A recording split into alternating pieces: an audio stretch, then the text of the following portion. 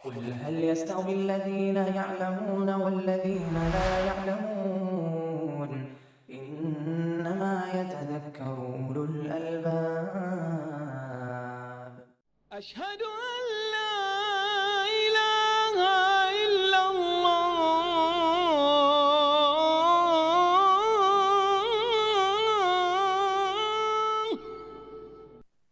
الحمد لله رب العالمين والعاقبة للمتقين والصلاة والسلام على المبعوث رحمة للعالمين سيدنا ونبينا محمد وعلى آله وأصحابه ومن دعا بدعوته واتبع هديه إلى يوم الدين أما بعد. وباب التشہد، تشہد کا باب ہے.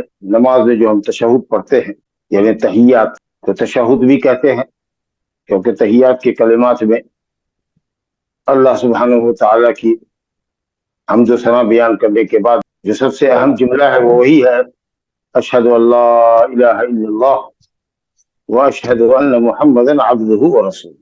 اسی لیے ہم اس کو تشہد بھی کہتے ہیں یا اس کو تشہد بھی کہا جاتا ہے کہ اس میں اللہ تعالیٰ کی وحدانیت اور رسول اللہ صلی اللہ علیہ وسلم کی رسالت کی ہم گواہی دیتے ہیں. تحیات اس لیے کہتے کہ تحیات للہ، پہلے ہی لفظ ہے تحیات، تو تحیات کہہ لیجئے، تشہد کہہ لیجئے، قاعدہ اولا کہہ لیجئے، قاعدہ اخیرہ کہہ لیجئے. بہرحال دو رکعت والی نماز میں تو ایک ہی قاعدہ ہے، ایک ہی تشہد ہے، تشہد آخر. لیکن 3 رکعت والی نماز اور 4 رکعت والی نمازوں میں 2 تشہد، 2 رکعت کے بعد ایک تشہد، پہلا تشہد، اور تیسری رکعت کے بعد مغرب میں دوسرا تشہد، اور ظہر و عصر اور عشاء میں 4 رکعت کے بعد دوسرا تشہد. بہرحال پہلے تشہد کا حکم یہ ہے کہ وہ واجب ہے.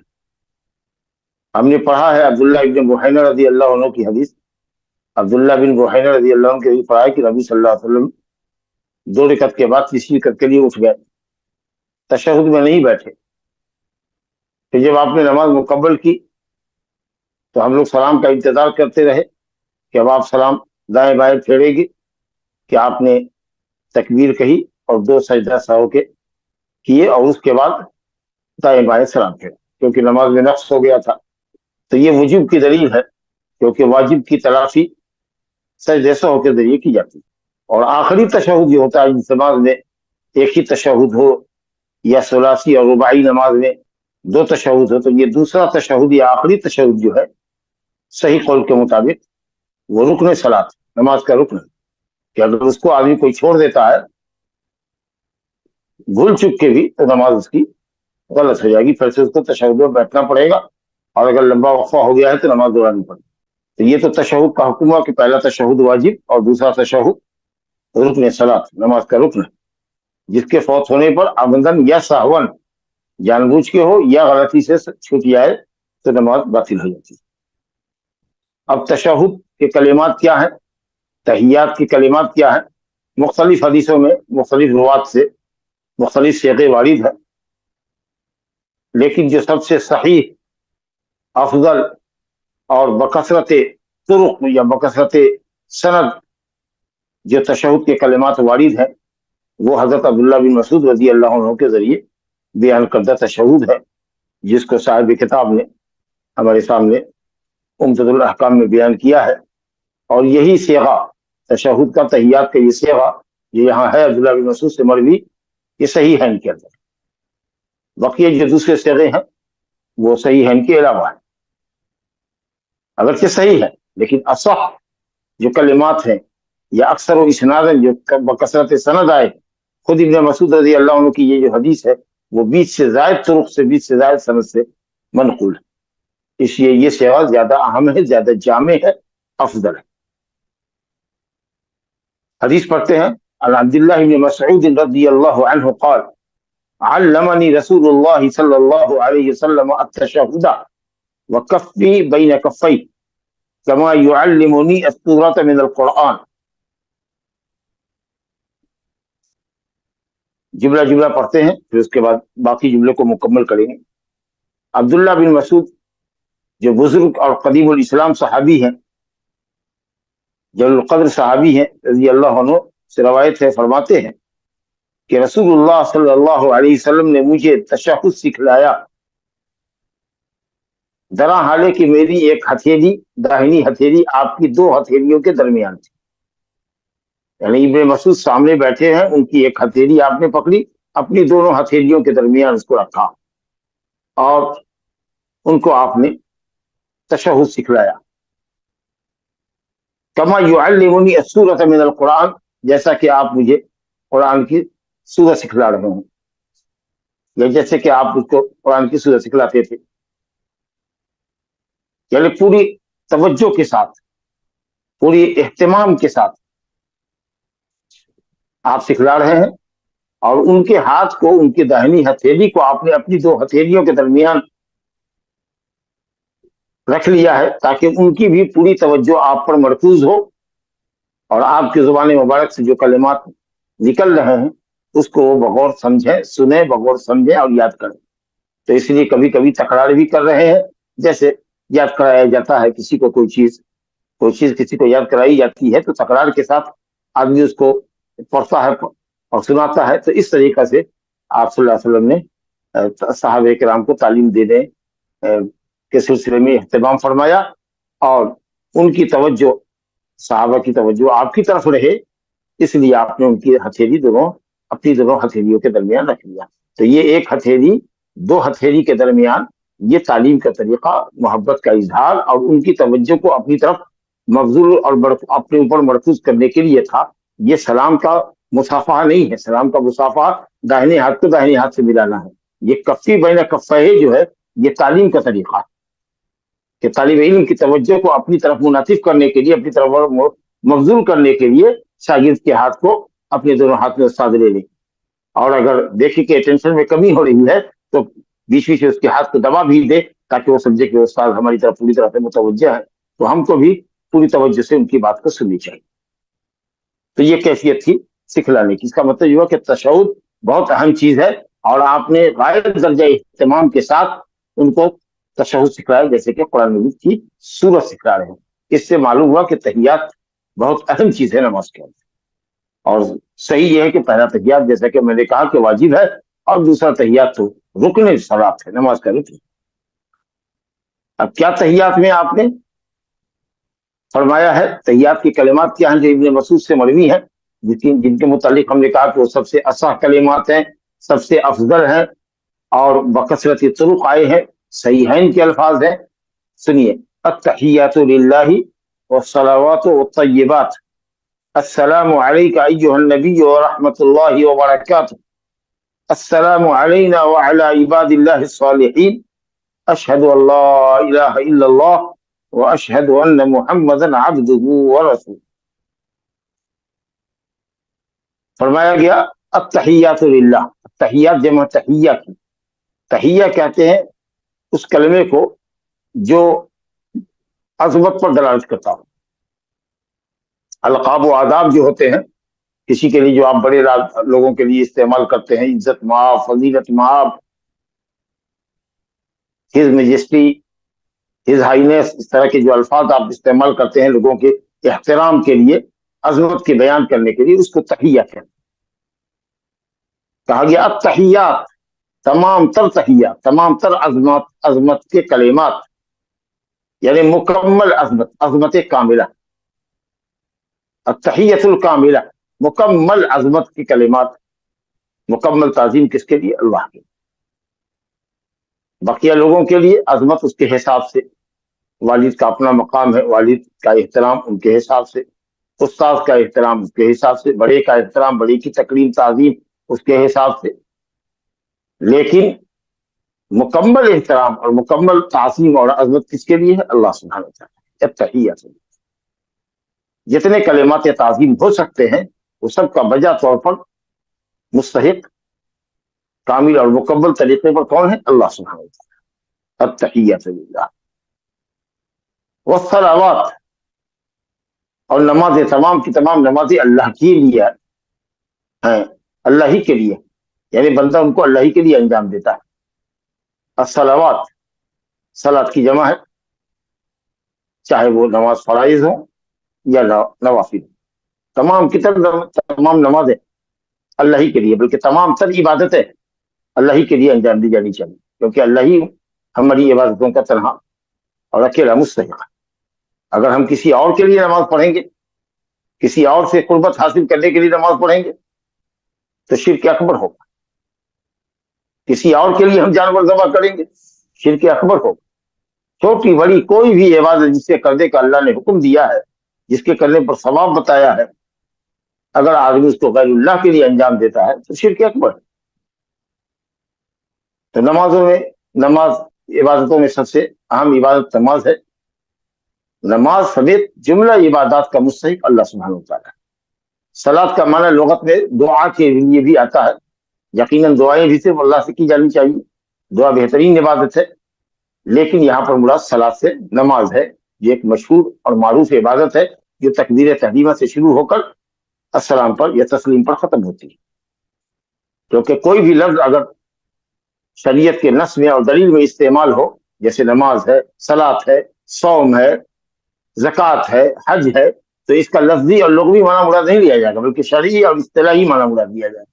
تو شریعت میں نماز جس کو کہتے ہیں وہ عبادت معروف عبادت ہے، نہ کہ دعا کے معنی میں ہوگا، کیونکہ یہ صلاۃ کے معنی دعا یہ لغت میں. یہ الگ بات ہے کہ نماز کو صلاۃ اس لیے بھی کہتے ہیں کہ اس سے دعائیں ہوتی ہیں لغوی معنی میں، اور ہماری عبادت کے اندر یہ بڑا ربط ہے، لیکن مراد یہاں پر صلوات سے مراد نماز ہے، کیونکہ لفظ کو شرعی معنی پر محمول کرنا یہی اصل ہے، خاص کہ جب شریعت کے نصوص کے اندر بیان کیے گئے. تو تمام تر نمازیں اللہ کے لیے ہی ہے. والطیبات، اور طیبات طیب کی جمع ہے. اور طیب ضد ہے، اپوزٹ ہے خبیث کی. خبیث کی ضد ہے طیب. ولا تیمموا الخبیث منہ تنفقون ولستم بآخذہ. خبیث کہتے ردی چیز کو، گھٹیا چیز کو، ناپاک چیز کو، عیب کو، حرام شے کو، بہت معنی ہے خبیث کا.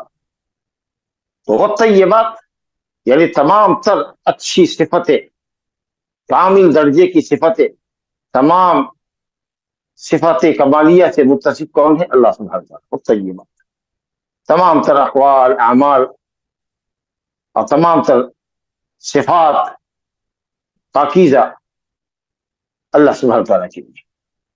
تحیات عظمت کے تمام تر کلمات اللہ کے لیے ہیں، تمام نمازیں اللہ کے لیے ہیں، اور تمام پاکیزہ کلمات اور تمام صفات کمال اللہ کے لیے ہی لائق اور سزاوار.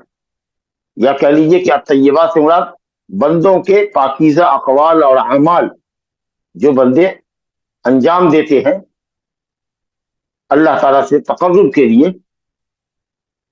وہ سب بھی اللہ ہی کے لیے، کیونکہ اللہ تعالیٰ پاکیزہ عمل کو ہی قبول کرتا ہے، ریا و نمود کے عمل کو قبول نہیں کرتا. حرام مال سے دیا ہوا صدقہ اللہ قبول نہیں کرتا. ان اللہ طیب لا يقبل الا طیب. اللہ طیب ہے اور طیب کو پسند قبول کرتا ہے. تو طیبات سے مراد پاکیزہ صفات اللہ کے لیے ہے، یا ہمارے اقوال اور اعمال جو پاکیزہ ہیں، جو شریعت کے مطابق ہیں، رضا الہی کے لیے ہے، سنت رسول کے مطابق ہے، ان سب پر اللہ رب العالمین ہمیں اجر و ثواب عطا فرمائے گا. یہ ان کلمات کے اندر اللہ رب العالمین کی زبردست تعریف اور توصیف اور تعظیم بیان کی گئی. اور ظاہر ہے کہ سب سے بڑا حق ہم پر اللہ کا ہے، تو اس لیے ترتیب کیا ہی عجیب ہے، خوبصورت ترتیب ہے. ملاحظہ کیجیے کہ پہلے کے 3 کلمات کے اندر اللہ تعالیٰ کی عظمت اور اللہ تعالیٰ کے نماز اور عبادت کے مستحق حقیقی ہونے اور اللہ تعالیٰ کے لیے تمام پاکیزہ کلمات کو ثابت کرنے کے لیے 3 کلمات لائے گئے. اس کے بعد دوسرے نمبر پر نبی کریم صلی اللہ علیہ وسلم کا حق ہے ہمارے اوپر. تو اب نبی صلی اللہ علیہ وسلم کے تعلق سے جملہ تحیات میں السلام علیک ایھا النبی ورحمۃ اللہ وبرکاتہ. اے نبی، آپ پر اللہ تعالیٰ کی طرف سے سلامتی اور اللہ کی رحمت ہو اور اس کی برکت نازل. سلامتی ہو یعنی اللہ تعالیٰ آپ کو جملہ آفات سے، نقائص سے پاک رکھے، محفوظ رکھے، آپ کے دین کو محفوظ رکھے، آپ کی امت کو محفوظ رکھے، آپ کے اندر برکت عطا فرمائے، آپ کے دین میں برکت عطا فرمائے، آپ کی امت کے اندر برکت عطا فرمائے. سب مانا اس کے اندر باقی. رحمت خیر کثیر اور برکت مانے النما و زیادہ، زیادتی عطا فرمائے اس کے اندر. تو ہر بلیہ سے، جملہ بلیات سے، آفات و بلیات سے، شرور سے اللہ رب العالمین نقائص سے آپ کو، آپ کی امت کو، آپ کے دین کو محفوظ رکھے اور اس میں برکت عطا فرمائے، خیر کثیر عطا فرمائے۔ یہ نبی کریم صلی اللہ علیہ وسلم کے لیے سلام ہے۔ ظاہر ہے کہ یہ خطاب جو ہے، یہ عادی خطاب، عام خطاب جو ہم کسی کو کہتے ہیں یا فلاں، اور وہ متوجہ ہوتا ہے اور مقصود ہوتا ہے اس کو سنانا اور وہ پلٹ کے جواب دیتا ہے، یہ مراد نہیں ہے۔ اس کو کہتے ہیں خطاب قلبی، دل سے یہ خطاب ہے۔ یعنی تصور میں جب یہ ہم پڑھ رہے ہیں السلام علیکم ایھا النبی، تو نبی کا تصور ہے کہ ہم آپ پر سلامتی کی دعا کر رہے ہیں، آپ کے دین کی سلامتی کی دعا کر رہے ہیں، آپ کے لیے اللہ تعالیٰ کی طرف سے رحمت کی دعا کر رہے ہیں کہ اللہ کی آپ پر رحمت ہو۔ یہاں نبی کریم صلی اللہ علیہ وسلم نے جو دعا سکھلائی ہے، جو تحیات ہم کو سکھلایا ہے، اس میں ہم سے مطالبہ ہے کہ ہم تحیات پڑھیں اور نبی صلی اللہ علیہ وسلم پر سلامتی کی دعا کریں اور آپ کے لیے رحمت الہی کی دعا کریں، برکت الہی کی دعا کریں۔ یہاں لوگ الٹا کرتے ہیں کہ نبی سے رحمت اور برکت کا سوال کرتے ہیں اور اپنی اپنی حاجتیں اور منتیں اور ضرورتیں نبی کریم صلی اللہ علیہ وسلم کے سامنے پیش کرتے ہیں اور ان سے مانگتے ہیں۔ اللہ کو چھوڑ کر نبی کو، ولی کو، کسی کو بھی پکارنا، اللہ کے علاوہ کو پکارنا ایسے کاموں کے لیے جن پر اللہ کے سوا کوئی قادر نہ ہو، یہ شرک اکبر۔ جب نبی کریم صلی اللہ علیہ وسلم پر ہم نے سلامتی، رحمت اور برکت کی دعا کر دی، تو اب اس کے بعد تیسرے نمبر پر ہماری اپنی ذات ہے، اور اس کے بعد چوتھے نمبر پر ہمارے مومنین بھائی ہیں، ان کے حق میں ہم دعا کریں۔ تو معلوم ہوا کہ دوسروں کے حق میں دعا کرنے سے پہلے اپنے نفس کو دعا میں مقدم کرنا چاہیے۔ تو کہا گیا السلام علینا، سلامتی ہو، آفات و بلیات سے حفاظت ہو، ہماری اللہ ہماری حفاظت کرے، سلامتی ہو اللہ کی طرف سے ہم پر، اللہ تعالیٰ ہم کو آفات و بلیات سے محفوظ رکھے، عیوب سے اللہ تعالیٰ ہم کو پاک رکھے، اپنے حفظ و امان میں رکھے۔ السلام علینا، ہم سب پر۔ نہ جو ہے یہاں پر ضمیر یہ تعظیم کے لیے نہیں بلکہ جمع کی ضمیر، ہم سب پر جو ہم لوگ نمازی ہیں۔ اور اس کے بعد اپنی ذات پر جب سلامتی کی دعا کر لی، اس کے بعد دوسرے بندوں پر، اپنے مومن بھائیوں کے لیے دعا کر رہے ہیں۔ وَعَلَىٰ عِبَادِ اللَّهِ الصَّالِحِينَ، اور اللہ کے صالحین بندوں پر۔ صالح کس کو کہتے ہیں؟ اس کو جو اللہ کا حق ادا کرے اور بندے کا حق ادا کرے۔ صالح بندوں پر آگے حدیث میں آئے گا کہ جب آدمی یہ جملہ کہتا ہے تو آسمان اور زمین میں جتنے صالح بندے ہیں سب کو ہماری طرف سے سلامتی کی دعا پہنچتی ہے۔ آسمان میں تو صرف اللہ کے صالح ہی بندے ہیں، فرشتگان ہیں۔ دنیا کے اندر صالح اور طالح، صالح اور غیر صالح، نیک اور فاجر، بد، سب موجود ہیں، لیکن مراد ہے نیک بندوں پر۔ اب وہ نیک بندے انسانوں میں بھی ہیں، جنوں کے اندر بھی، جو گزر گئے وہ بھی ہیں اس میں داخل، جو ہیں وہ بھی ہیں، جو آنے والے ہیں وہ بھی۔ تو اس طریقہ سے یہ ایمان کا رشتہ ہے کہ جب ایک مومن یہ دعا کرتا ہے تحیات کے اندر، تو بغیر کسی سے گزارش کیے ہوئے کہ میرے حق میں دعا کرو، ہر مسلمان کی دعا نماز کے اندر ایک دوسرے مسلمان کو مل رہی ہے، اور سلامتی کی دعا سب ایک دوسرے کے لیے کر رہے ہیں۔ یہ ایمانی اور اسلامی رشتے کی برکت دیتی ہے۔ اور اس کے بعد جو اہم ترین جملہ ہے اس میں، وہ ہے اللہ کی وحدانیت اور رسول اللہ صلی اللہ علیہ وسلم کی عبدیت اور رسالت کی گواہی۔ اشہد اللہ الہ الا اللہ، میں گواہی دیتا ہوں، زبان سے اقرار کرتا ہوں، دل کے یقین کے ساتھ، دل کے یقین کے ساتھ زبان سے اقرار کرتا ہوں، گواہی دیتا ہوں، اقرار کرتا ہوں کہ اللہ کے سوا کوئی معبود برحق نہیں۔ لا الہ حق، عربی گرامر کے حساب سے لا حرف نفی جنس ہے، لا نفی جنس ہے۔ الہ معبود، کوئی معبود نہیں ہے، کیا نہیں ہے؟ حق نہیں۔ معبودات تو بہت ہے، باطل معبودوں کی تو بھرمار ہے۔ لا الہ، لا کی خبر جو ہے یہاں محذوف ہے، لا الہ حق، کوئی معبود حق نہیں الا اللہ، معبود برحق صرف اللہ۔ دنیا میں جتنے بھی معبودان ہیں جن کی پرستش کی جاتی ہے اللہ کے سوا، وہ سب باطل ہیں۔ اللہ رب العالمین سورہ حج میں فرماتا ہے ذالک بان اللہ هو الحق وان ما يدعون من دونه هو الباطل۔ سن لو، یاد رکھو، اللہ سبحانہ تعالیٰ ہی ایک الہ حق ہے، اور اس کے علاوہ جتنے معبودان ہیں وہ سب کے سب باطل۔ تو میں گواہی دیتا ہوں پورے یقین کے ساتھ علم و یقین کی بنیاد پر زبان سے اقرار کرتا ہوں کہ کائنات میں اللہ کے سوا کوئی معبود حقیقی نہیں. یہ نہیں کہیں کوئی معبود موجود نہیں ہے اللہ کے سوا، معبودان تو بہت موجود. لا الہ موجود نہیں، لا الہ حق، جیسا کہ اس آیت کریمہ میں اللہ نے کہا ذالک بان اللہ هو الحق، اللہ یہ الہ حق ہے، معبود برحق ہے، اس کے علاوہ جتنے سب باتیں. واشهد ان محمد عبدہ ورسولہ، اور اسی طریقہ سے یقین کے ساتھ، دل کے یقین کے ساتھ زبان سے اقرار کرتا ہوں کہ بے شک محمد صلی اللہ علیہ وسلم اللہ کے بندہ اور اس کے رسول. یہ جو ہم عبدیت اور رسالت کا اقرار کرتے ہیں، حقیقت یہ ہے کہ یہ افراط اور تفریط کے درمیان کا یہ اقرار ہے اور عقیدہ ہے ہمارا. محمد صلی اللہ علیہ وسلم کے تعلق سے امتیں دو خانے میں بٹ گئی عام طریقے سے. کچھ لوگ افراط کے شکار ہو گئے، غلو کے شکار ہو گئے. نبی صلی اللہ علیہ وسلم کی تعریف میں اس قدر غلو کیا، اس قدر غلو کیا کہ مقام عبدیت سے اٹھا کر مقام الوہیت پر فائز کیا. اور کچھ لوگوں نے تقصیر اور کوتاہی کی کہ نبی کریم صلی اللہ علیہ وسلم کو ساحر، کاہن، کذاب، شاعر وغیرہ کہا. کافروں نے آپ کے مقام اور مرتبے کو نہیں پہچانا. اور بہت سارے لوگ جو اپنے آپ کو مسلمان بھی کہتے ہیں، وہ لوگ بھی نبی کریم صلی اللہ علیہ وسلم کا نام عزت اور احترام سے نہیں لیتے، آپ کے نام کے ساتھ صلی اللہ علیہ وسلم نہیں کہتے.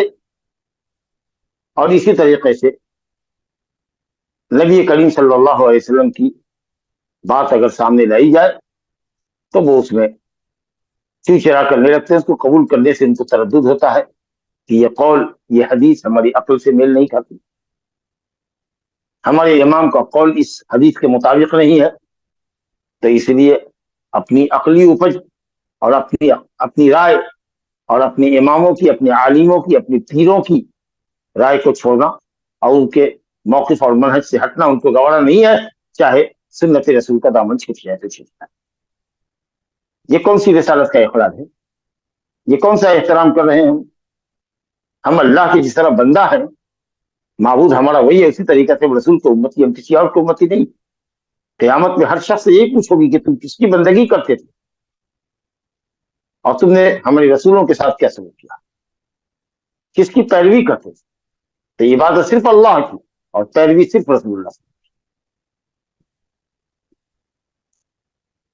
تو عبدیت عبد اللہ یعبد، آپ عبد ہیں، معبود نہیں ہیں. ورسول اللہ یکذب، اور آپ رسول ہیں، آپ کی جھٹلائی نہیں جا سکتی. آپ کی ہر بات کی تصدیق کرنا ہم پر لازم ہے، آپ کے ہر حکم کی بجاوری ہم پر ہے، اور آپ کی منع کردہ چیزوں سے بچنا. آپ کے قول پر کسی کے قول کو، چاہے وہ کتنا بڑا عالم کیوں نہ ہو، مقدم نہیں کرنا ہے. اللہ سبحانہ تعالیٰ کی عبادت اور بندگی آپ کے بتائے ہوئے طریقے کے مطابق کرنی. یہ معنی ہے رسول کی رسالت اور عبدیت کی گواہی دینی. تو یہ گویا کہ ایسے لوگوں پر، ایسے فرقوں پر جو افراط کے شکار ہیں یا تفریط کرتے ہیں، آپ کی شان میں غلو کرتے ہیں یا آپ کی شان میں کوتاہی کرتے ہیں، آپ کو آپ کے مقام سے نیچا دکھلاتے ہیں، عالموں کو، راہبوں کو، صوفیوں کو، اپنے پیروں کو، ولیوں کو آپ پر مقدم کرتے ہیں، نعوذ باللہ. ایسے لوگوں کے اوپر رد ہے دونوں فرقے کے اوپر. اعتدال کا اور وسطیت کا عقیدہ یہ ہے کہ ہم محمد صلی اللہ علیہ وسلم کو اللہ کا بندہ مانیں. وہ عبادت ان کی نہیں ہم کرتے، وہ بھی اسی رب کی کرتے تھے جس رب کی عبادت ہم کرتے ہیں، اور وہ ہمارے رسول ہیں، واجب الاتباع ہیں، ان کی پیروی ہم پر واجب. چلیے، یہ تو معنی مطلب اور لفظ کی تشریح سے تعلق رکھنے والی بات تھی جو آپ نے سنا. بہرحال الحمدللہ مجھے امید ہے کہ ہمارے تمام سامعین تحیات کو اچھی طریقے سے ان کو تحیات یاد ہوگی. جس کو یاد نہ ہو، اس کی اہمیت کے پیش نظر سب کو سکھائیں تحیات. دوسرے لفظ میں ہے بخاری شریف کے یہ الفاظ ہے اذا قعد احدکم فی الصلاۃ، جب تم میں کا کوئی نماز میں بیٹھے، نماز میں بیٹھے یعنی تحیات کے لیے، 2 رکعت کے بعد تحیات اول اور 3 رکعت کے بعد یا 4 رکعت کے بعد تحیات ثانی، تحیات اخیر یا تحیات آخر، تشہد آخر میں بیٹھے تو کہے، فلیقل، تو کہے التحیات للہ، کہتے ہوا کہ تحیات پڑھنا واجب ہے. حنفیہ کے نزدیک، مالکیہ کے نزدیک تحیات سنت ہے، ضرور بھی سنت ہے. لیکن شافعیہ کے نزدیک، حنابلہ کے نزدیک، محدثین کے نزدیک تحیات واجب ہے کہ اگر یہ سہون خطان آدمی سے چھوٹ جائے اور اٹھ جائے آدمی پھر یاد آئے تو بیٹھے نہیں دوبارہ پلٹے نہیں، جیسا کہ ہم سجدہ سہو کے بعد میں پڑھ کے آ چکے ہیں، مکمل کرے اور سجدہ سہو قبل السلام کرے۔ اور دوسرا اور آخری تشہد اگر ہے نماز کے اندر ہمارا تو وہ رکن نماز ہے، اس کے بغیر نماز نہیں۔ ایک روایت میں ہے، وفی ہے، بخاری میں ہی ہے، مسلم میں بھی ہے یہ روایت کہ فَإِنَّكُمْ إِذَا فَعَلْتُمْ ذَلِكَ، جب تم ایسا کہو گے، یعنی جب تم ایسا کرو گے، ہے جب تم یہ کرو گے، کرو گے کیا تو کہو گے، یعنی تحیات کی جب یہ کلمات کہہ لو گے، فَقَدْ سَلَّمْتُمْ عَلَى كُلِّ عَبْدٍ صَالِحٍ فِي السَّمَاءِ وَالْأَرْضِ، تو تم نے تحقیق کہ تم نے آسمان اور زمین میں بسنے والے ہر بندے صالح پر سلام پیش کر دیا، سب کے حق میں تم نے سلامتی کی دعا کر دی، ہر بندے صالح پر جو آسمان میں اور زمین میں۔ یہ فائدہ ہو گیا السلام علینا وعلی عباد اللہ الصالحین کے ذریعے، یہ ہم کو فائدہ ملا۔ ہر مومن کا سلام گویا دوسرے مومن کو پہنچ رہا ہے، ہر مومن کی طرف سے دوسرے مومن کے لیے بغیر گزارش کیے ہوئے، صرف ایمان کے رشتے کی بنیاد پر ایک دوسرے کے حق میں سلامتی کی دعائیں پوری دنیا میں ہو رہی۔ وفی ہے اور حدیث ہے فَلْيَتَخَيَّرْ مِنَ الْمَسْأَلَةِ مَا شَاءَ، اور اس کے بعد آدمی جو چاہے اپنے پسند کی دعائیں پڑھیں، لیکن اپنے پسند کی دعاؤں کا جو معاملہ ہے وہ تحیات اخیرہ کے تشہد آخر میں پڑھیں، درود شریف کے بعد۔ لیکن اگر کوئی شخص آخری تحیات میں ملا ہو تو تحیات پڑھ کے نہ بیٹھے، ظاہر ہے کہ جب تک امام سلام نہیں پھیرے گا دونوں طرف اس وقت تک اس کے لیے اٹھنا درست نہیں ہے، جائز نہیں ہے، تو چپ چاپ بیٹھنے سے بہتر ہے کہ تحیات بھی پڑھے، درود بھی پڑھے، اور ابھی اگر امام نے دائیں بائیں سلام نہیں پھیرا ہے تو جو بھی دعائیں تشہد میں پڑھی جاتی ہے دعائیں معصورہ وہ سب کو پڑھیں، خام مخواہ کے لیے بیٹھے نہیں۔ لیکن اگر امام ہو یا منفرد ہو تو تحیات پڑھ لے اور اس کے بعد اٹھ جائے، درود پڑھے گا کہ نہیں پڑھے گا آگے اس کا ذکر کریں۔ تو یہ ہے تحیات کی اہمیت اور فضیلت کے تعلق سے ایک حدیث تھی جو آپ کے سامنے۔ دوسری حدیث دیکھیے، ان عبد الرحمن بن ابی لیلہ قال لقيني كعب بن عجرة رضي الله عنه فقال الا اهدي لك هدية، ان النبي صلى الله عليه وسلم خرج علينا فقلنا يا رسول الله قد علمنا الله كيف نسلم عليك فكيف نصلي عليك، فقال قولوا اللهم صل على محمد وعلى آل محمد كما صليت على إبراهيم إنك حميد مجيد وبارك على محمد وعلى آل محمد كما باركت على إبراهيم إنك حميد مجيد كما باركت على إبراهيم وعلى آل إبراهيم إنك حميد مجيد۔ یہ انہوں نے جس نسخے سے نقل کیا ہے وہ اس میں ابراہیم اور آل ابراہیم کا ذکر ہے، میں بیان کروں گا ابھی پہلے حدیث کو دیکھیں۔ عبد الرحمن بن ابی لیلہ کے بارے تابعین میں سے ہیں، یہ کہتے ہیں کہ لقیانی کعب بن عجرہ، کعب بن عجرہ رضی اللہ عنہ نے مجھ سے ملاقات کی، یعنی دونوں کا آمنا سامنا ہو گیا، تقابل ہوا، آمنے سامنے ہو گئے۔ تو کعب بن عجرہ صحابی ہیں، انہوں نے تابعی عبد الرحمن بن ابی لیلہ سے کہا الا اہدی لک ہدیۃ، کیا میں تمہیں ایک ہدیہ نہ دوں؟ یہ ترغیب اور تحریض کے لیے، ابھارنے کے لیے کہ کیا میں تمہیں نہ دوں، کیا تم نہیں کوئی مجھ سے ایک ہدیہ لینا چاہتے ہو؟ تو انہوں نے کہا بلا یقینا لینا چاہتے ہیں۔ تو جو ہدیہ انہوں نے دیا وہ درود شریف کا ہدیہ دیا۔ صلاۃ علی النبی کیسے پڑھنا ہے، نبی پر صلاۃ کیسے بھیجنا ہے، وہ صیغہ بتایا۔ تو معلوم یہ ہوا کہ علم کا ہدیہ مال اور سامان کے ہدیے سے بدرجہ افضل۔ تو کہا کہ میں تمہیں ہدیہ نہ دوں؟ ہدیہ کیا ہوتا ہے؟ ارے بھائی محبت بڑھانے کے لیے، تودد مودت محبت بڑھانے کے لیے ایک آدمی یا دوسرے آدمی کو کوئی چیز دیتا ہے، ہم آپس میں جو چیزوں کا تبادلہ کرتے ہیں، ہم نے کچھ آپ کو دیا تھا کہ ہماری محبت گہری ہو، پکی ہو، دوستی پکی ہو، آپ نے بھی ہمارے یہاں کچھ دے دیا اسی غرض سے، تو اس کو ہدیہ کہتے ہیں، تحفہ کہتے ہیں۔ تو کہا حضرت کعب ابن عجرہ نے عبد الرحمن بن ابی لیلہ سے کہ الا اہدی لک ہدیہ، کیا میں تم کو ایک ہدیہ نہ دوں؟ تو یقیناً انہوں نے جواب دیا ہوگا کہ بلا ضرور دیے۔ تو فرمایا کہ ان النبی صلی اللہ علیہ وسلم خرج علینا، نبی صلی اللہ علیہ وسلم ایک دن ہمارے پاس آئے، تشریف لائے، ہم لوگ بیٹھے ہوئے تھے، آپ نمودار ہوئے، گھر سے نکلے۔ فقلنا، تو ہم نے کہا یا رسول اللہ، صحابہ کرام کا حرص دیکھیے کہ کس قدر علم کے حدیث تھے۔ کہا کہ اللہ رب العالمین نے ہمیں تو سکھلا دیا ہے آپ کے ذریعے کہ ہم آپ پر سلام کیسے بھیجیں، یعنی تحیات کے اندر آپ نے صیغہ سکھا دیا ہے، السلام علیک ایھا النبی ورحمۃ اللہ وبرکاتہ. اور یہ کہنا چاہتے ہیں کہ اللہ تعالیٰ صلاۃ اور سلام دونوں بھیجنے کا آپ پر حکم دیتا ہے. سورہ احزاب کی آیت نمبر 56 ہے. ان اللہ وملائکتہ یصلون علی النبی یا ایھا الذین آمنوا صلوا علیہ وسلموا تسلیما. صلی اللہ علیہ نبینا محمد وعلی آلہ وصحبہ وسلم. یا رسول اللہ، اللہ تعالیٰ آپ پر، اللہ اس کے فرشتے آپ پر صلاۃ بھیجتے ہیں. اے مومنو، اللہ نے کہا یا ایھا الذین آمنوا، اے ایمان والو، صلو علیہ وسلم، صلاۃ بھیجو، سلام بھیجو آپ پر، صلی اللہ علیہ وآلہ وسلم وسلم. تو ہم نے سلام تو تحیات میں جان لیا کہ آپ کو، آپ پر سلام کیسے کہنا ہے، آپ کو آپ کے لیے سلامتی کی دعا کیسے کرنی ہے، سلام کیسے پڑھنا ہے. فکیف نصلی علیک، ہم صلاۃ کیسے آپ پر پیش کریں، صلاۃ کے کیا صیغے ہوں گے، کیا کلمات ہوں گے، سکھائیے. تو آپ نے کہا قولوا، کہو، اللہم صلی علی محمد وعلی آل محمد کما صلیت علی ابراہیم وعلی آل ابراہیم انک حمید. اللہم بارک یا وبارک علی محمد وعلی آل محمد کما بارکت علی ابراہیم وعلی آل ابراہیم انک حمید. اصل میں یہ اس لیے کہہ رہے ہیں، یہ صیغہ ہے کعب بن عجرہ کی حدیث کا بخاری مسلم میں، کہ اس میں حضرت ابراہیم اور آل ابراہیم دونوں کا اجتماع، کما صلیت میں بھی اور کما بارکت میں بھی. شیخ الاسلام ابن تیمیہ رحمۃ اللہ علیہ اور ان کے شاگرد رشید علامہ ابن القیم رحمۃ اللہ علیہ، ان دونوں کی جلالت علمی کا، ان کے مقام اور رتبے کا کیا کہنا.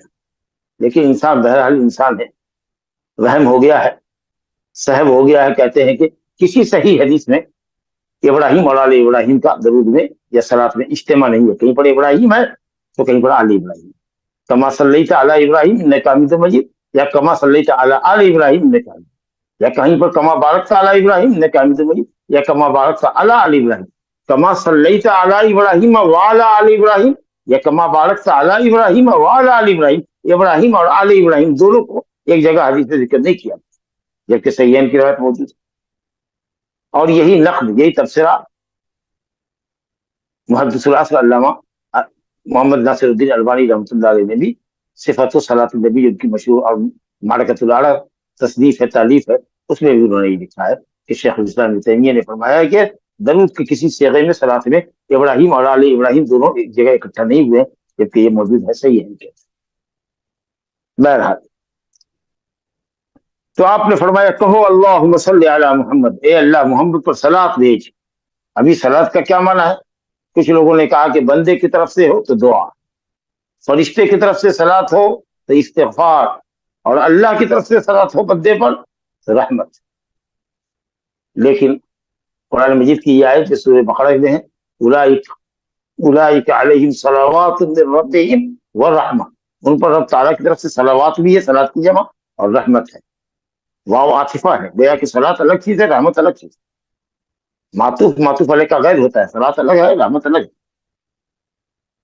تو اس لیے صلاۃ کا جو صحیح معنی ہے، امام بخاری رحمۃ اللہ علیہ نے بزرگ تابعی ابو العالیہ سے ذکر کیا کتاب التفسیر کے اندر، آیت نمبر سورہ احزاب آیت نمبر 54 کی تفسیر جو انہوں نے کی ہے، تو ابو العالیہ سے ذکر کیا ہے کہ ابو العالیہ کہتے تھے کہ صلاۃ اللہ علی النبی، اللہ کا صلاۃ نبی پر، یہ جو ہم دعا کر رہے ہیں کہ اللہ اپنے نبی پر صلاۃ بھیج، اس کا مطلب یہ ہے کہ ذکرہ تعالی عند الملائکہ وثناءہ علیہ، اللہ سبحانہ و تعالیٰ محمد صلی اللہ علیہ وسلم کا ذکر جمیل، ان کا تذکرہ فرشتوں کے درمیان فرمائے اور آپ کی تعریف اور توصیف بیان کرے. اللہ آپ کے مقام کو کی رفعت میں گویا کہ امت کی یہ دعا کا بھی حصہ ہے کہ ہم دعا کرتے کہ اللہ ہمارے نبی کے مقام کو، ان کے ذکر خیر کو، ان کے صفات حسنہ کو فرشتوں کے درمیان ذکر فرما، ایوں ان کے ذکر کو بلند فرما. یہ بہترین معنی ہے. تو کہتے ہیں اللہم صلی علی محمد، محمد صلی اللہ علیہ وسلم کے ذکر کو اور ان کی تعریف فرشتوں کے درمیان بیان فرما. محمد پر وعلی آل محمد، محمد کے آل پر. اب یہاں پر آل سے مراد آپ کے متبعین، تمام متبعین، جس کے اندر آپ کی بیویاں بھی ہیں، آپ کے بال بچے بھی ہیں، آپ کے اہل ایمان اقربا بھی ہیں، قرابت دار بھی ہیں، صحابہ کرام رضوان اللہ علیہم اجمعین ہیں، اور آپ کے متبعین قیامت تک جتنے وہ سب آل کے اندر ہیں. اگر آگے ہوتا اعلی آل محمد وازواجہ وصحابتہ واتباعہ، اگر یہ سب ہوتا صحابہ کا ذکر الگ ہوتا، متبعین کا، آپ کے پیروکاروں کا ذکر الگ ہوتا، تب ہم کہتے کہ آل سے مراد آپ کی بیویاں اور بچے ہیں۔ لیکن جب صحابہ کا، تابعین کا اور آپ کے متبعین کا جب ذکر نہیں ہوا تو آل کے اندر آپ کے دینی پیروکار، آپ کے متبعین اگر مراد لیتے ہیں تو اس میں بیوی، بچے، آپ کے رشتے دار، قرابت مند سے لے کر کے صحابہ، تابعین اور جملہ مومنین مومنات اس کے اندر داخل ہو جاتے ہیں۔ تو اے اللہ محمد صلی اللہ علیہ وسلم پر صلوات بھیج، ان کا ذکر جمیل فرشتوں کے درمیان فرما، اور آل محمد پر صلوات بھیج تمام مومنین کو، کما صلیت علی ابراہیم وعلی آل ابراہیم، جیسا کہ تو نے صلوات بھیجا ہے، جیسے کہ تو نے ذکر خیر بلند کیا ہے دنیا سے لے کر آخر تک، کس کا؟ ابراہیم اور آل ابراہیم کا۔ ابراہیم علیہ السلام ابو الانبیاء ہے، آپ کے بعد تمام انبیاء کرام بشمول محمد صلی اللہ علیہ وسلم سب آپ کی اولاد میں ہیں، تو اس لیے تشبیہ دی جا رہی ہے کہ ابراہیم پر اور ان کی آل پر، تمام انبیاء پر جتنا تجھے صلوات بھیجا ہے اللہ، اتنا صلوات ہمارے محمد صلی اللہ علیہ وسلم پر اکیلے اس قدر دعا ہے۔ اس اعتبار سے ابراہیم اور آل ابراہیم سب ملا کر کے جو ان کا درود ہے وہ صرف اکیلے محمد صلی اللہ علیہ وسلم پر صلوات بھیجنے کے مقابلے میں زیادہ ہے، اس لیے تشبیہ دی جا رہی ہے۔ یا یہ کہہ لیجیے کہ کاف تعین کے لیے ہے، کس نبی کا کہ جیسا سلام بھیج، ابراہیم اور آل ابراہیم جیسا متعین کر رہے ہیں ہم کہ ابراہیم اور ان کی آل میں جتنے انبیاء کرام ہیں سب کے برابر صلوات محمد صلی اللہ علیہ وسلم، یوں محمد صلی اللہ علیہ وسلم کی تشبیہ۔ وہ کہہ سکتا ہے نا، کوئی کہہ سکتا ہے کہ محمد صلی اللہ علیہ وسلم تو حضرت ابراہیم سے بھی افضل ہیں، تو آپ ان کو تشبیہ دے رہے ہیں ابراہیم سے کیوں؟ جس کی تشبیہ دی جاتی ہے وہ کمتر ہوتا ہے، اور جس چیز سے تشبیہ دی جاتی ہے وہ برتر ہوتا ہے۔ جیسے کہہ لیجیے نا کہ فلاں کل اسد، زید کل اسد، زید شیر کی مانند ہے، یعنی طاقت میں، تو زید کی قوت کو آپ تشبیہ دے رہے ہیں شیر کی قوت سے۔ یا شیر کی جتنی طاقت تو نہیں ہے، لیکن شیر جیسی طاقت ہے، کم و بیش قریب قریب شیر کے جیسا ہے، مطلب کہ شیر میں قوت زیادہ ہو۔ لیلا کل قمر، لیلا چاند کی طرح، خوبصورتی بتا رہے ہیں لیکن چاند میں خوبصورتی زیادہ ہے۔ تو بہرحال تو مشبہ کے اندر قوت کم ہوتی ہے، مشبہ بھی میں زیادہ ہوتی ہے۔ تو اگر یہ سوال آتا ہے کہ ابراہیم اور آل ابراہیم سے کیسے تشبیہ دیا، جو کہ نبی صلی اللہ علیہ وسلم کا مقام ابراہیم سے زیادہ ہے، تو کہے گا آل ابراہیم جو ہے اس کے اندر جملہ انبیاء کرام ہے، اور اس آل کے اندر خود محمد صلی اللہ علیہ وسلم بھی داخل ہے، تو اس لیے مشبہ بھی اقوا ہو جاتا ہے اس اعتبار سے۔ بہرحال انک حمید مجید، بے شک تو حمید ہے اور مجید ہے۔ حمید فعیل کے وزن پر، اور یہ فعیل کا وزن کبھی فاعل کے معنی میں بھی آتا ہے حامد کے معنی میں، اور کبھی مفعول یعنی محمود کے معنی میں، اور کہیں پر صرف فاعل کے معنی میں آتا ہے۔ انک حمید مجید یعنی حامد بھی ہے، تو اپنے اچھے بندوں کی تعریف کرتا ہے، نیک بندوں کی تعریف کرتا ہے، نیک بندوں کا اچھا تذکرہ کرتا ہے، اور تو محمود ہے یعنی تو تمام صفات کمالیہ سے، تمام اوصاف کمال سے جو حمد ہے، ہم کہتے ہیں نا اللہ تعالیٰ کے تمام اوصاف کمال کو ثابت کرنا کہ کوئی نقص نہیں ہے، تو محمود ہے یعنی تیرے لیے تمام اوصاف کمال ہے، اور تیری حمد و ثنا تیرے بندے بیان کرتے ہیں، اس لیے تو محمود ہے جس کی تعریف کی جائے۔ تو بہرحال اللہ حامد بھی ہے کہ وہ اپنی بندوں کی تعریف کرتا ہے، اور محمود بھی ہے کہ بندے اس کی تعریف کرتے ہیں، اور وہ خود اس کے لیے تمام تر صفات کمال کی لائق اور سزاوار ہے۔ تو حامد کے معنی میں بھی اور محمود کے معنی میں، لیکن مجید صرف ذو المجد فاعل، تو مجد و بزرگی والا ہے، عظمت و کبریائی والا ہے، انک حمید مجید۔ اور اسی طریقے سے اللہم بارک علی محمد، برکت دے، نمو دے، اضافہ دے، برکت دے محمد صلی اللہ علیہ وسلم میں اور آپ کی آل میں، برکت کا فرما، آپ کی امت کے اندر برکت کا، جیسا کہ تو نے ابراہیم اور آل ابراہیم میں برکت کا فرما، اور ان کے خانوادے کے اندر نبوت اور رسالت کو خاص کر دیا تھا۔ ایسے ہی ذکر خیر، ذکر عظیم اور برکت، نمو اور زیادتی، خیر و برکت کی کثرت نبی صلی اللہ علیہ وسلم کے حق میں ہو اور آپ کے آل کے حق میں ہو، جس کے اندر تمام ازواج اور اقربا، مومنین، متبعین سب داخل ہیں۔ تو بہرحال یہ درود شریف کا کامل اور مکمل صیغہ ہے۔ اس کے علاوہ بھی کئی اور صیغے درود شریف کے وارد ہیں، جو مسنون صحیح صیغہ ہو نماز وحی اسی کو پڑھنا ہے۔ اللہم صلی علی محمد وعلی آل محمد کما صلیت علی ابراہیم وعلی آل ابراہیم انک حمید مجید۔ اللہم بارک علی محمد وعلی آل محمد کما بارکت علی ابراہیم وعلى آل إبراهيم إنك حميد مجيد. تو حمید ہے اور مجید ہے، مجد اور بزرگی والا. یہ درود ہوا.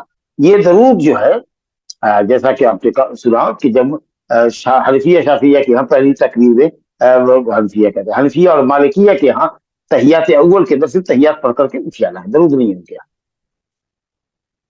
لیکن شافعیہ کے نزدیک درود پہلے تحیات میں بھی اور دوسرے تحیات کے اندر بھی واجب، جبکہ حنابلہ کے نزدیک پہلے تحیات میں درود نہیں ہے. اگرچہ بعض حنابلہ نے حنابلہ علماء نے کہا، جیسے سماعت الشیخ بن باز رحمۃ اللہ علیہ نے فرمایا ہے کہ سنت کہ درود پڑھ لیا جائے، جہاں سلام ہو وہاں سلام. لیکن امام شافعی کہتے ہیں کہ سلام کے ساتھ سلام، سلام کے ساتھ سلام ضروری ہے، جہاں سلام ہو وہاں سلام ہو، جہاں سلام ہو وہاں سلام. اس لیے پہلے تحیات میں بھی درود ان کے یہاں واجب، اور اسی قول کی تائید علامہ البانی رحمۃ اللہ علیہ نے فرمائی. لیکن ابن باز رحمۃ اللہ علیہ کہتے ہیں کہ سنت افضل ہے کہ پہلے تحیات میں بھی درود پڑھ لیا جائے، جبکہ علامہ ابن عثیمین درود کی پہلی تحیات میں قائل نہیں. ہاں البتہ دوسرے تحیات کے اندر درود شافعیہ کے یہاں بھی واجب ہے صلاۃ، اور حنابلہ کے نزدیک بھی واجب اور رکن نماز، جبکہ درود وہاں بھی حنفیہ اور مالکیہ کے نزدیک سنت ہے. تو راجح قول یہ ہے کہ صاحب آخری تشہد میں تحیات کے بعد درود واجب اور فرض ہے. پہلے تحیات میں شافعیہ کے نزدیک واجب ہے، اور حنابلہ علماء کے نزدیک یا محققین کے نزدیک سنت موقوفہ ہے. بہتر ہے کہ درود پڑھا جائے تاکہ صلو و سلم دونوں پر عمل ہو جائے. وباللہ التوفیق.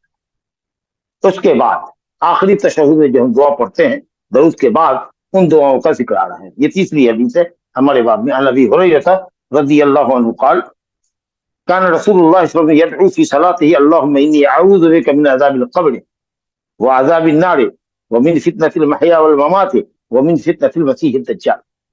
بخاری اور مسلم کی روایت ہے. زبردست دعا ہے، جامع دعاؤں میں سے، اور نبی صلی اللہ علیہ وسلم نے بڑے اہتمام کے ساتھ حکم فرمایا کہ اس کو پڑھو. تو اہل علم کا یہاں بھی اختلاف ہے کہ یہ استحبابی دعا ہے یا وجوبی دعا ہے. صحیح یہ ہے کہ آخری تشہد میں واجب ہے، یہ بھی پڑھتا ہوں. رسول اللہ صلی اللہ علیہ وسلم سے روایت ہے، فرمایا کہ رسول اللہ صلی اللہ علیہ وسلم اپنی نماز میں دعا کرتے تھے. کا مطلب ہے کہ جو دعائیں نماز میں کی جاتی ہیں وہ دعائیں خارج صلاۃ، خارج نماز کی دعاؤں کے مقابلے میں افضل ہوتی ہیں، کیونکہ افضل عبادت آپ کر رہے ہیں. تو اس میں سجدے کے اندر جو معصورہ دعائیں ہیں، اہل علم نے کہا ہے، امام ابن تیمیہ وغیرہ نے خاص طریقے سے، کہ جو دعائیں معصورہ ہے قرآن اور حدیث کی دعائیں وہ پڑھنی چاہیے. جامع ترین دعائیں ہیں. کچھ نہیں ہے تو ربنا آتنا فی الدنیا حسنہ وفی الآخرۃ حسنہ وقنا عذاب النار، سب کو یاد ہوگا. دنیا کی ہر بھلائی کا اس میں سوال ہے، آخرت کی ہر بھلائی کا سوال ہے، اور خصوصیت کے ساتھ عذاب جہنم سے پناہ مانگیے. نیت رہے کہ آپ دنیا کی کون سی بھلائی مانگ رہے ہیں. تو الحمدللہ جامع ترین دعا ہے، اللہ تعالیٰ کی نیت کو جانتا ہے. اگرچہ کچھ اگر خاص دعا کرنی ہو، اس کے لیے کوئی مصنون کلمات آپ کو یاد نہ ہو، تو اہل علم نے کہا ہے کہ اپنی زبان میں بھی آدمی دعا کر سکتا ہے، فرض میں ہو یا سنت میں ہو. لیکن بہتر یہ ہے کہ دعائے معصورہ پر اکتفا کرنا چاہیے. یا پھر تحیات عقیدہ کے اندر، تحیات عقیدہ کے اندر اگر امام ہے منفرد ہے تو پڑھے، لیکن بہرحال امام ہے تو مفردی کا خیال کرے. اب یہ نہیں کہ صاحب تحیات بہت لمبی ہو رہی ہے. نبی صلی اللہ علیہ وسلم کا قیام یعنی قبل رکوع والا قیام اور تحیات میں بیٹھنا تقریباً برابر ہوتا ہے. ہاں آدمی تنہا ہو تو ذرا لمبا کرے، اور مقتدی کو چاہیے کہ امام جیسے سلام پھیرے دائیں بائیں تو یہ بھی سلام پھیرتے. یہ نہیں کہ امام نے سلام پھیر دیا ہے اور یہ تمادی کر رہا ہے، نماز کو لمبی کیے جا رہا ہے دعاؤں کے ذریعے. نہیں، امام اس لیے بنایا جاتا ہے کہ اس کی اقتدا کیجیے. جب وہ سلام پھیرتے تو دعا کا سلسلہ بند کرو دائیں بائیں. کیا دعا ہے دیکھیے، اللہم انی اعوذ بک من عذاب القبر، یہ اللہ میں تجھ سے پناہ چاہتا ہوں، تیری حفاظت چاہتا ہوں. کس چیز سے؟ عذاب قبر سے. عذاب قبر حق ہے، اس کا انکار گمراہ فرقوں نے کیا، معتزلہ وغیرہ. عذاب قبر حق ہے، اللہ تعالیٰ عذاب قبر سے ہم لوگوں کو بچے. ہم سب کی قبروں کو، ہمارے ماں باپ کی قبروں کو، ہمارے اساتذہ طلبہ کی قبروں کو، ہمارے محبان کی قبروں کو اللہ تعالیٰ سب کی جنت کی کیاری ہوگا. عذاب قبر سے پناہ چاہیے. اگر نہیں ہوتا تو کیوں یہ دعا سکھائی جاتی؟ تو بس ہے، متفق علیہ روایت، اجماع امت ہے اس دعا کی مشروعیت کے اوپر. تو اگر عذاب قبر حق نہیں ہے تو کیوں نبی ساتھ نہیں؟ اور درجنوں روایت ہے، خود قرآن کی آیات ہیں اس پر داد کرتی ہیں. النار يعرضون عليها غدوا، النار يعرضون عليها غدوا وعشيا ويوم تقوم الساعة أدخلوا آل فرعون أشد العذاب. آل فرعون پر صبح و شام يعرضون على النار، النار یعرضون علیہا، جہنم کی آگ پر پیش کیے جاتے ہیں صبح و شام. اور قیامت کے دن اشد عذاب میں، سخت ترین عذاب میں ڈالے جاتے ہیں. تو قیامت کے دن اشد عذاب ہوگا، اس سے پہلے صبح و شام آگ پر پیش کیے جاتے ہیں، جہنم کی آگ پر پیش کیے جاتے ہیں، سزا دی جاتی ہے ان کو. یہ کون؟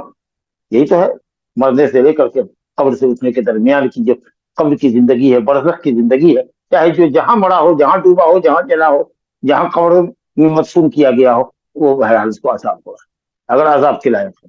اور جو نیک بندہ ہے وہ نعمت الہی میں. اور اصلاً یہ عذاب جو ہوتا ہے یا نعمت جو ملتی ہے نیک بندوں کو، اس کی روح کو ملتی ہے. جنتی روحیں جنت میں ہوتی ہیں، نیک روحیں بد روحیں جہنم میں ہوتی ہیں. لیکن جسم پر بھی کبھی کبھی عذاب وارد ہوتا ہے. اور یہ امر غیبی ہے، یہ امر غیبی ہے. کس کے قبر میں راحت ہے اور کس کو عذاب ہے یہ تو نہیں جان سکتے. لیکن اللہ تعالیٰ نے جب چاہا تو اپنے نبی کو بعض قبروں میں عذاب کے تعلق سے بتا دیا. اور کبھی کبھی لوگ سنتے ہیں، دیکھتے ہیں کہ صاحب کسی قبر سے آگ کا انگارہ نکل رہا ہے، آگ کی شعائیں، آگ کی لپٹیں اٹھ رہی ہیں. کبھی کوئی بہت ہی کڑی آواز اور بہت کڑک بڑی آواز، ڈراؤنی آواز قبرستان سے آتی ہے یا قبر سے آتی ہے تو آدمی گھبرا کے، اور کبھی کبھی جانور کو دیکھتے ہیں کہ قبر کے پاس چل رہا تھا اور وہ بدک کر کے بھاگتا. تو ایسا کبھی کبھی اللہ تعالیٰ بندوں کے لیے عبرت کے لیے ظاہر کر دیتا ہے. بہرحال اللہ تعالیٰ نے قبر سے محفوظ رکھے. اور بھی آیات ہے قرآن مجید میں، لیکن وقت کی تنگی کی وجہ سے چھوڑ رہے ہیں. دوسرے نمبر پر کہا گیا وہ عذاب النار، جہنم کے عذاب سے عافانا اللہ وإياكم من النار، ان عذاب جہنم کان غراما، چمٹ جانے والا عذاب. کلما نضجت جلودهم بدلناهم جلودا غیرها لیذوقوا العذاب، جب جب چمڑا جہنمیوں کا جل جائے گا، جلے ہوئے چمڑے کو اللہ نئے چمڑے سے بدل دے گا تاکہ تکلیف مسلسل رہے، کیونکہ جلے ہوئے چمڑے پر تکلیف کا احساس نہیں ہوگا. وسقوا ماء حمیما فقطع معهم، جب پانی مانگیں گے تو کھولتا ہوا گرم پانی پلایا جائے گا جس سے آنکھیں کٹ کی گر جائیں گی. والعیاذ باللہ والعیاذ باللہ. عافانا اللہ وإياكم، اجعلنا اللہ وإياكم من عذاب القبر ومن عذاب النار. اللہ ہم سب کو عذاب قبر سے، عذاب جہنم سے بچا. ومن فتنة المحیا والممات، اور حیات و موت کے فتنے سے بچا. زندگی کے اندر فتنوں کی کیا کہا، سیلاب باڑ ہے، سیلاب، فتنوں کا سیلاب. بیوی کا فتنہ، بچے کا فتنہ، مال کا فتنہ، پڑوسی کا فتنہ، عزت اقتدار کا فتنہ. اور آج کل کے زمانے میں جیسے ہی دیکھ لیجیے فتنہ ہے، خوارج کا فتنہ، روافظ کا فتنہ، عقلانیوں کا فتنہ جو دین پر عقل کو ترجیح دیتے ہیں، شیعوں کا فتنہ، صوفیوں کا فتنہ. اللہ جانے کتنے کتنے فتنے ہیں نعوذ باللہ. تو زندگی کے تمام فتنوں سے بچا. اور تمام فتنوں کا خلاصہ اہل علم نے کیا کہ دنیا میں فتنے دو طرح کے ہوتے ہیں. ایک شبہات کا فتنہ کہ دین کے تعلق سے آپ کے ذہن میں شک و شبہ ڈال دیا جائے، اس کا علاج علم ہے. قلت علم کے سبب یہ آدمی فتنے کا شکار ہوتا ہے. اگر علم راسخ ہو، پختہ علم ہو تو انشاءاللہ تعالیٰ وہ شبہ میں نہیں پڑے گا، دین کے تئیں شبہ میں نہیں پڑے گا. اور شہوات کا فتنہ، خواہشات نفس کا فتنہ، بیجا طریقے سے مال کمانے کا فتنہ، ناجائز طریقے سے شہوت رانی کا طریقہ، جنسی شہوت پورا کرنا، اور بھی جو ناجائز شہوتیں ہیں، وہ سب اصل میں عزم اور ہمت کی کمی کہ آدمی اپنی بری خواہش کو لگام نہیں دے پاتا ہے، اللہ کے عذاب سے بے خوفی، نعوذ باللہ. تو یہ شہوات کا اور شبہات کا یہ فتنہ ہے، دنیا کا فتنہ مختصر. اور ممات کا فتنہ، موت سے پہلے، مرنے کے وقت جب آدمی سکرات الموت میں ہوتا ہے تو شیطان مختلف طریقے سے گمراہ کرنا چاہتا ہے، خاص کر ایمان والے کو ڈگمگا دینا چاہتا ہے. بندے کے درمیان اور اس کے خاتمہ بالخیر کے درمیان شیطان حاوی ہو جاتا ہے، نعوذ باللہ.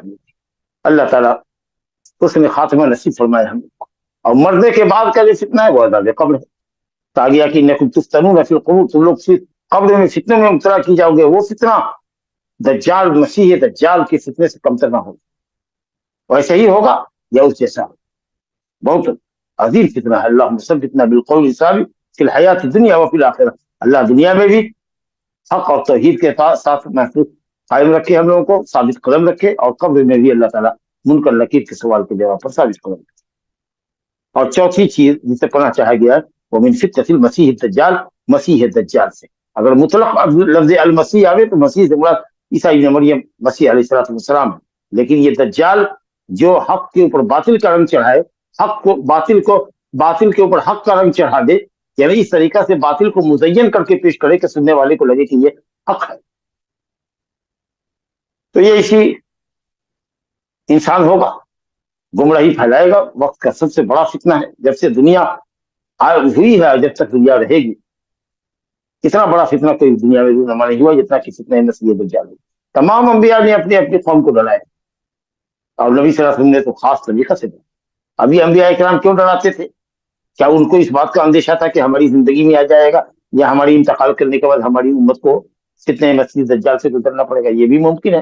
یا یہ ہے کہ اگر جانتے تھے کہ یہ فتنہ اخیر میں آئے گا اور امت محمدیہ کے برے لوگ یا امت محمدیہ کے آخری دور میں یہ فتنہ امت جھیلے گی، تو شاید مسیح دجال کی فتنے کی سنگینی کو بچانے کے لیے حضرات انبیاء کرام نے اپنے اپنے وقتوں میں اپنی اپنی امت کو ڈرایا ہے۔ بہرحال یہ بہت خطرناک فتنہ ہوگا جو عراق اور ایران کے درمیان کی پہاڑیوں سے شخص نکلے گا، جو دائیں آنکھ کا کانا ہوگا، بائیں آنکھ اس کی ٹھیک ہوگی لیکن اس میں بھی پوری روشنی نہیں، اور اس کی پیشانی پر کافر لکھا ہوگا، کافر لکھا ہوگا، مومن اس کو پہچان جائے گا، اور تفصیلات موجود ہیں۔ 40 دن وہ دنیا میں رہے گا، ایک دن اس کا 1 سال کے مانند ہوگا، اور یہ دوسرا دن اس کی زندگی کا جو ہوگا وہ 1 مہینے کے برابر ہوگا، اور تیسرا دن اس کا 1 ہفتے کے برابر ہوگا، اور چوتھے دن سے لے کر کے 40 دن پورنے تک عام جو دن ہوتے ہیں ہمارے 24 گھنٹے کے متعدد، اس طریقے سے 40ویں دن حضرت عیسیٰ علیہ السلام جب منار بیضا پر دمشق میں اتریں گے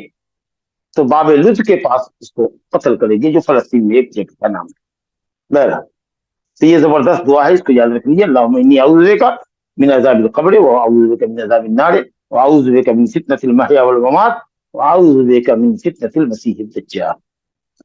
اور مسلم میں روایت ہے اذا تشہد احدکم، جب تم میں کا کوئی تشہد میں بیٹھے، اور مراد یہ ہے تشہد، مسلم میں ہی روایت ہے التشہد الاخر، آخری تشہد میں بیٹھے، تب یہ دعا پڑھے۔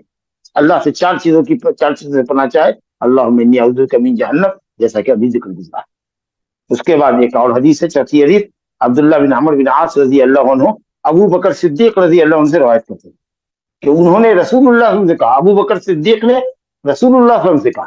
اب سوچئے، سوال کرنے والا بھی امت کا سب سے افضل انسان، اور جس سے سوال کیا جا رہا ہے محمد صلی اللہ علیہ وسلم، وہ تمام مخلوقات میں سب سے بہتر۔ اور کیا سوال کر رہے ہیں کہ ایک دعا سکھلا دیجیے ایسی جو میں نماز کے اندر کیا کروں، اور یہ عبادتوں میں نماز سب سے اہم عبادت۔ تو سائل کتنا عظیم، مجیب کتنا عظیم ترین، اور نماز بھی افضل عبادت۔ اس دعا کا کیا کہنا؟ انہوں نے کہا یا رسول اللہ علمنی دعاء ادعو بہ فی صلاتی، یا رسول اللہ مجھے ایک دعا سکھلا دیجیے جو دعا میں اپنی نماز میں مانگا کروں۔ اب یا تو یہ سجدے میں بھی ہو سکتی ہے، اور تحیات اخیرہ میں بھی ہو سکتی ہے، سلام سے قبل، تحیات اور درود کے بعد۔ بہرحال تو آپ نے فرمایا قل کہیے یا کہو اللہم انی ظلمت نفسی ظلما کثیرا ولا یغفر الذنوب الا انت فاغفر لی مغفرۃ من عندک وارحمنی انک انت الغفور۔ چھوٹی دعا ہے، ہم نے سے اکثر لوگوں کو یاد ہوگی۔ اللہم انی ظلمت، اے اللہ میں نے اپنے نفس پر ظلم کثیر کیا، بہت زیادہ ظلم اٹھایا ہے، یعنی بہت زیادہ گناہ کا ارتکاب کیا، تیرے حکموں کی بجا آوری میں کوتاہی ہم سے ہوئی، معصیت کا ارتکاب کیا۔ انسان اپنے نفس پر ظلم کیسے کرتا؟ اپنے آپ کو نیکیوں سے روک کر اور برائیوں میں ملوث کر کے۔ یہ ہماری بے بسی ہے اللہ، یہ ہماری حالت زار ہے، یہ اپنی حالت کا واسطہ اللہ کو دے رہے ہیں۔ اور آگے کہہ رہے ولا یغفر الذنوب الا انت، توحید کا جملہ دیکھیں کہ گناہوں کو تیرے سوا دنیا میں کوئی نہیں مٹا سکتا، ہمارے گناہوں کو کوئی پردہ نہیں دے سکتا، ہمارے گناہوں کو معاف نہیں کر سکتا، ساری دنیا مل کے بھی کسی کے گناہ کو معاف نہیں کر سکتی۔ ہم اپنا حق کسی کو چھوڑ دیں وہ اور بات ہے، لیکن ہم نے نافرمانی اللہ کی ہے، وہ گناہ تو اللہ ہی بخشے گا، دوسرا تو نہیں بخشے گا۔ ولا یغفر الذنوب الا انت، یہ توحید کا کلمہ ہے۔ فاغفر لی مغفرۃ من عندک، پھر دعا ہے اللہ تعالیٰ کی طرف، توجہ ہے کہ اللہ مغفرت یعنی ہمارے گناہوں کو پردہ دے، فاغفر لی مغفرۃ، مجھ کو معاف فرما دے، میرے گناہوں پر پردہ دے اور مجھ کو معاف کر دے، دونوں معنی مغفرت میں، پردہ دینا اور پھر معاف کر دے۔ مغفرت من عندک، ایسی مغفرت جو تیری طرف سے ہے، ہمارے کسی عمل کا نتیجہ نہیں ہو سکتی تیری مغفرت، ہمارا عمل ایسا کہاں ہے؟ اپنے فضل سے مغفرت عظیمہ عطا فرما، بڑی عظیم مغفرت عطا فرما، من عندک، اپنے فضل سے، وارحمنی، اور مجھ پر رحم فرما، مغفرت فرما اور رحمت اور برکت سے نواز۔ اور پھر اللہ تعالیٰ کے 2 عظیم نام اور صفات سے وسیلہ لیا جا رہا ہے، دعا کی مناسبت سے اللہ تعالیٰ کے نام کا وسیلہ لینا چاہیے، انک انت الغفور الرحیم، بے شک بڑا بخشنے والا اور نہایت رحم کرنے والا۔ تو یہ ہے وَلِلَّهِ الْأَسْمَاءُ الْحُسْنَىٰ فَادْعُوهُ بِهَا، اللہ تعالیٰ کے اسماء حسنہ کے ذریعے دعا کرو، یا تو مجمل کہ اللہ میں تیرے تمام پاکیزہ ناموں کے ذریعے دعا کرتا ہوں، یا یہ ہے کہ جس طرح کی دعا کر رہے ہیں اس کی مناسبت سے جو اللہ تعالیٰ کے نام ہے، جیسے اللہم اغفر لی، یا غفور اغفر لی، یا رحیم ارحمنی، یا وہاب حب لی من لدنک رحمہ، اس طریقے سے اللہ تعالیٰ کے ناموں کے ساتھ اپنی دعا کی مناسبت سے جو نام سوٹیبل ہو ان ناموں کے ذریعے اللہ کا سے وسیلہ کیجیے، ناموں کو وسیلہ بنائیے اللہ تعالیٰ سے اپنی دعا قبول کرنے کے سلسلے۔ تو یہ بھی بڑی عظیم دعا ہے۔ اور ایک آخری روایت ہے، عائشہ رضی اللہ عنہ کہتی ہے ما صلی اللہ رسول اللہ صلی اللہ علیہ وسلم، نبی صلی اللہ علیہ وسلم نے کوئی نماز کبھی نہیں پڑھی، ماں نافیہ ہے، اس کے بعد صلاۃ نکڑا ہے، یعنی کوئی بھی نماز فرض ہو یا نفل ہو، اس صورت کے اترنے کے بعد اذا جاء نصر اللہ والفتح، ایک ٹکڑا ذکر کیا ہے، مطلب یہ ہے کہ پوری صورت، جیسے کہتے ہیں نا الحمد شریف پڑھا نماز میں، مراد الحمد سے صرف الحمد نہیں ہے بلکہ پوری صورت فاتحہ پڑھا۔ تو جب اذا جاء نصر اللہ اتری ہے پوری صورت، اذا جاء نصر اللہ والفتح ورأيت الناس يدخلون في دين الله افواجا فسبح بحمد ربك واستغفره انه كان توابا۔ یہ جب صورت اتری کہ جب اللہ تعالیٰ کی نصرت اور حمایت آ جائے اور فتح آ جائے، یعنی فتح مکہ مراد، تو یہاں تو آیت کے اندر فتح مکہ مراد ہے، لیکن وہ جو سورہ حدید کی آیت نمبر 10 ہے، لا يستوي منكم من انفق من قبل الفتح وقاتل اولئک اعظم درجة من الذين انفقوا من بعد وقاتلوا، وہ لوگ جو فتح سے پہلے مسلمان ہوئے اور جنہوں نے اللہ کے راستے میں خرچ کیا، وہ برجہاں بہتر ہیں ان لوگوں سے جو فتح کے بعد مسلمان ہوئے اور اللہ کے راستے میں خرچ کیا اور جہاد کیا۔ جنہوں نے فتح سے پہلے اللہ کے راستے میں خرچ کیا اور جہاد کیا، وہ بعد فتح کے خرچ کرنے والے اور جہاد کرنے والے سے افضل ہے۔ تو یہاں فتح سے مراد فتح حدیبیہ، صلح حدیبیہ ہے، جس کو اللہ نے فتح مبین کہا ہے۔ بہرحال تو جب یہ آیت اتری کہ جب اللہ کی مدد آ جائے، فتح مکہ ہو جائے، اور اس کے بعد لوگ جوق در جوق کثیر تعداد میں مسلمان ہونے لگے اور اسلام لے آئے لوگ، تو اللہ کہتا ہے فسبح بحمد ربک واستغفر، تو اپنے رب تعالیٰ کی تسبیح بیان کیجیے، اس کی حمد کے ساتھ۔ اللہ کی تسبیح کا ہوتا ہے اللہ تعالیٰ کو ہر عیب و نقص سے پاک گردانیے، کہ اللہ کو ہر عیب و نقص سے پاک ہے اور ہر صفت کمال سے تو متصف ہے، اس کو حمد کہتے ہیں۔ واستغفر، اور اس سے اپنی کوتاہیوں کے لیے، اپنے گناہوں کے لیے مغفرت چاہیے۔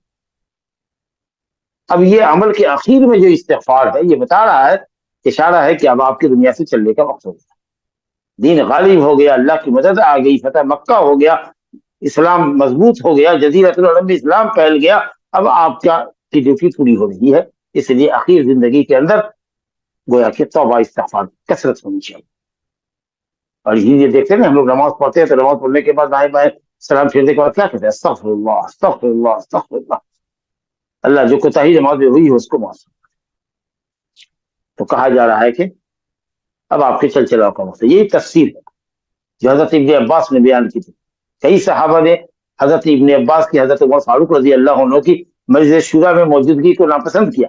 یہ لڑکا ہے، اتنی بڑی عمر کے تو ہمارے بیٹے سب ہوتے ہیں، اور یہ کیوں مجلس میں بیٹھتا ہے؟ تو ان کے علم اور ان کے مقام علمی کو دیکھ کر حضرت عمر فاروق اپنی مجلس میں بٹھایا کرتے تھے۔ تو ایک مرتبہ حضرت ابن عباس کے علم اور ان کی واقفیت سے لوگوں کو واقف کرانے کے لیے حضرت ابن عباس کو بلایا اور لوگوں سے پوچھا، کئی بڑے لوگوں سے، بڑے صحابہ سے، کہ بتائیے اس آیت کا کیا مطلب، اس سورت کا کیا مطلب؟ تو کسی نے سادہ مطلب بتا دیا، کسی نے کہا کہ نہیں جانتے ہیں کچھ۔ ابن عباس سے پوچھا آپ بتائیے کیا مطلب ہے اس کا؟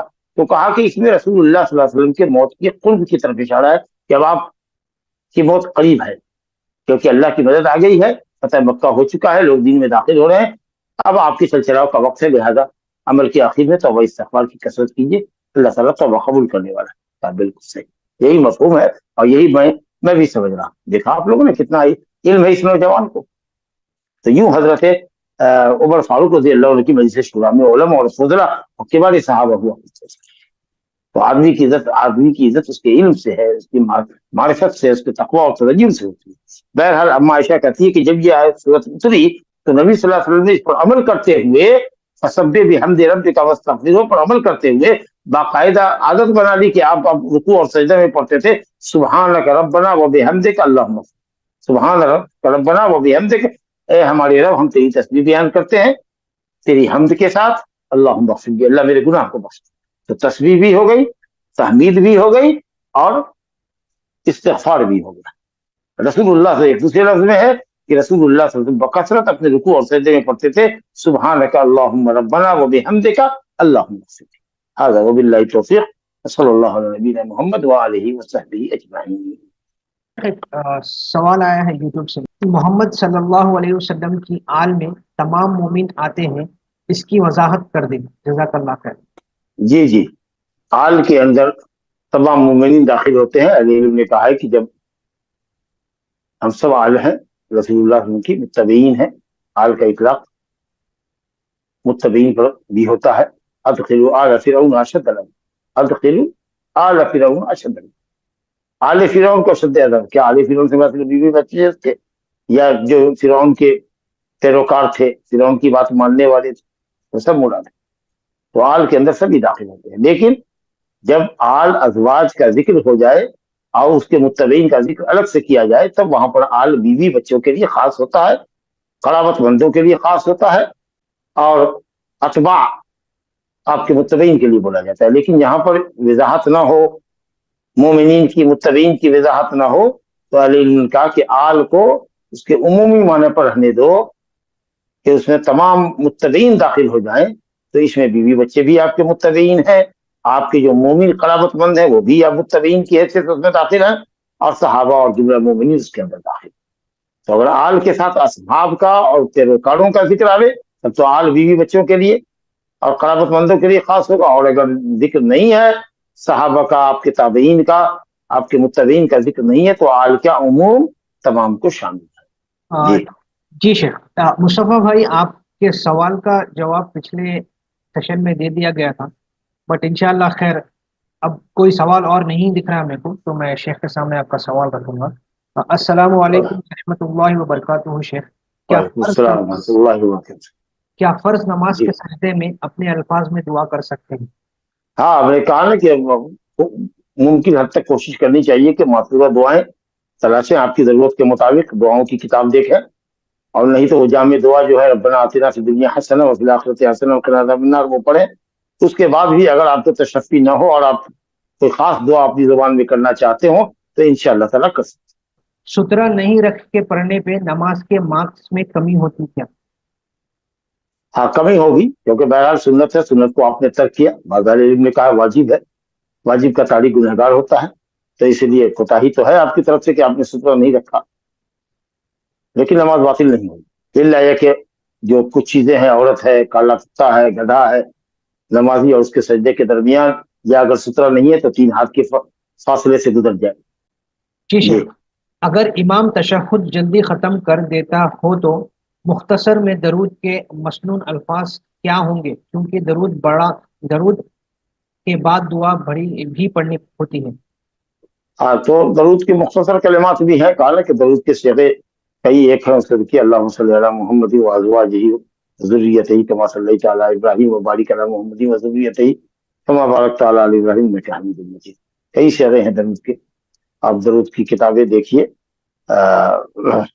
دعاؤں کی کتاب دیکھیے، کئی اور صیغے آپ کو مل جائیں گے، مختصر بھی ہیں اور مطول بھی ہیں، لیکن تحیات اور درود پڑھیں، ایک دعا پڑھ لیں، انشاءاللہ اتنا موقع تو ملے گا ہی۔ اگر نہیں موقع ملتا ہے امام نے سلام پھیر دیا تو آپ بھی سلام پھیر دیجیے۔ سنتوں میں آپ وہ دعائیں پڑھیں گے یہ دعائیں آپ پڑھ سکتے، یا جب آپ منفرد ہوں تو پڑھیں گے، جب مقتدی ہوں تو امام کی اقتدا کریں۔ جی شیخ پہلے تشہد میں درود پڑھنا واجب ہے؟ بتایا نا یہ مسئلہ تو آپ لوگ غور سے سنتے نہیں ہیں کیا درس کو؟ بتایا ہے کہ حنفیہ کے نزدیک نہیں ہے، مالکیہ کے نزدیک، امام شافعی کے نزدیک واجب ہے، حنابلہ کے نزدیک بھی پہلے تشہد میں واجب نہیں ہے، لیکن بعض حنابلہ علماء نے محققین نے سنت کہا ہے کہ درود پڑھ لے افضل ہے، لیکن واجب نہیں، اگر پڑھتا ہے تو افضل، لیکن شافعی کے نزدیک ہے کہ واجب۔